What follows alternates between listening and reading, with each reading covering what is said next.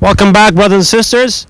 Tonight we have some guests. We'll be talking about the same theme we were looking at in the morning. We have two students of English, two college teachers, and they will give us an insight about the extreme sport of rallying and the security measures and so on and so forth.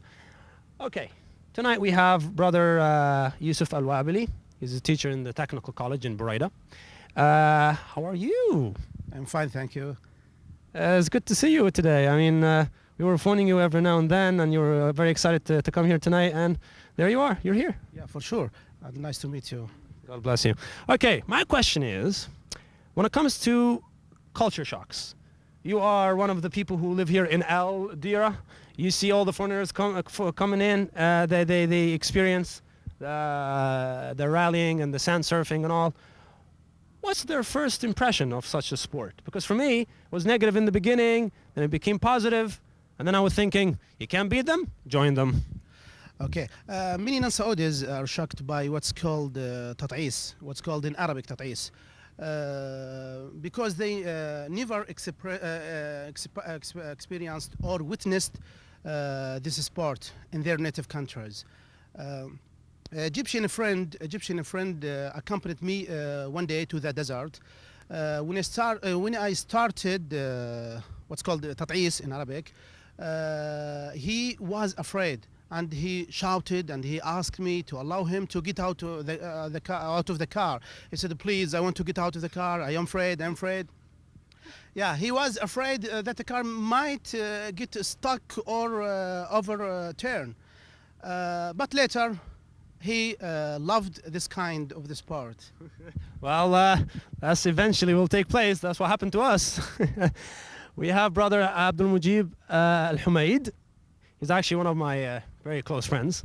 I want to ask you about the security measures.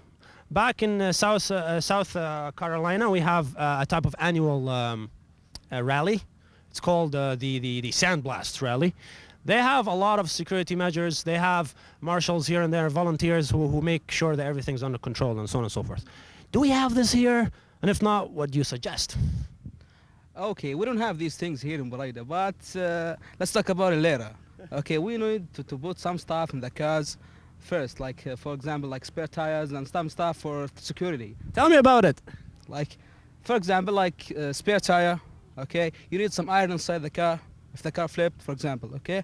If it's about like a security guys or guards, okay?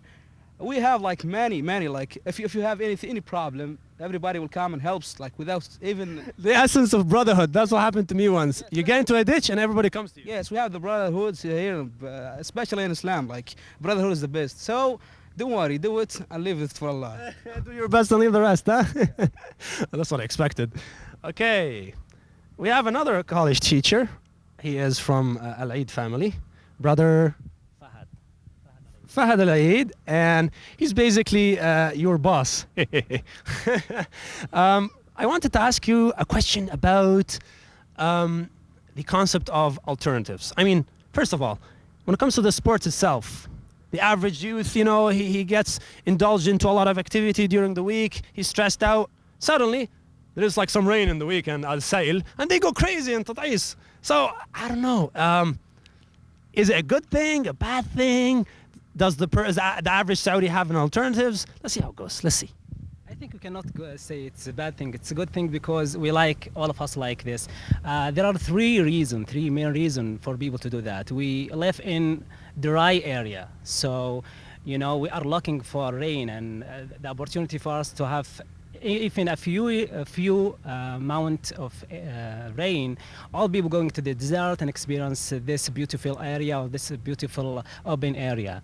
And the second thing, we like to change our daily routine. So students go to school every morning, or we are going to our work every morning, and we have this area or this open area or this few rain or what we have experienced during these 3 weeks. We have about 3 weeks rain day by day or day after day. So all people looking for going there and have opportunity to do much activities there. And the third thing, we don't have alternative.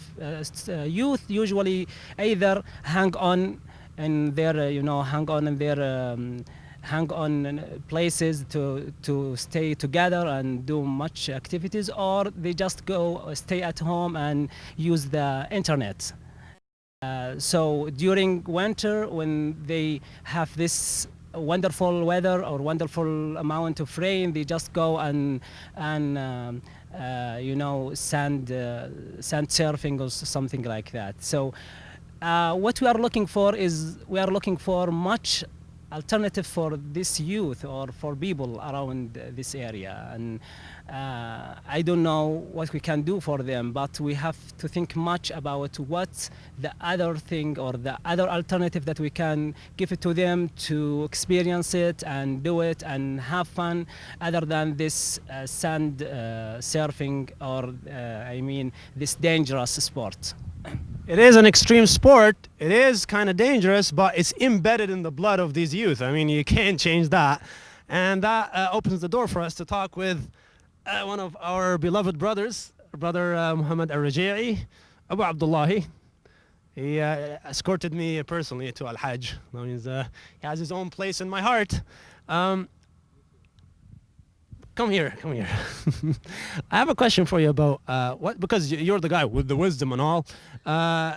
Your advice for the young generation, they just look at the older generations who are going into the game and the extreme sport, and then they just go for it by default. Yeah, okay, sure. This is actually interesting sport. I use it before, and I think it's really exciting, to go in the desert and practice this kind of sport. Actually, my advice for all the young, and I know it's really difficult to deal with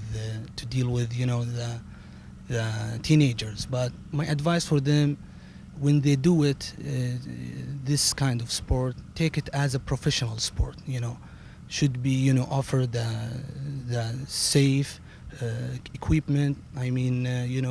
Use it with more safe equipment, and go with a group of people when you get hurt from something, or flip the car, for example, or any kind of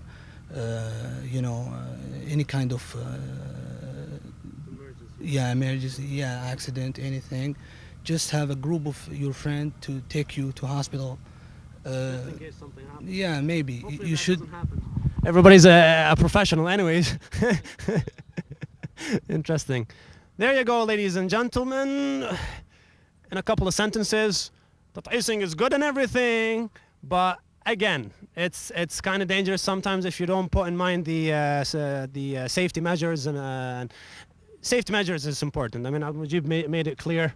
Our mentor here gave us advice about that, and our teachers advised us that yes, it is a good thing, but at the same time you need to think about the other side of the sport. It is kind of a shock for foreigners and people who are coming from outside, but in the end they have no choice but to love the game.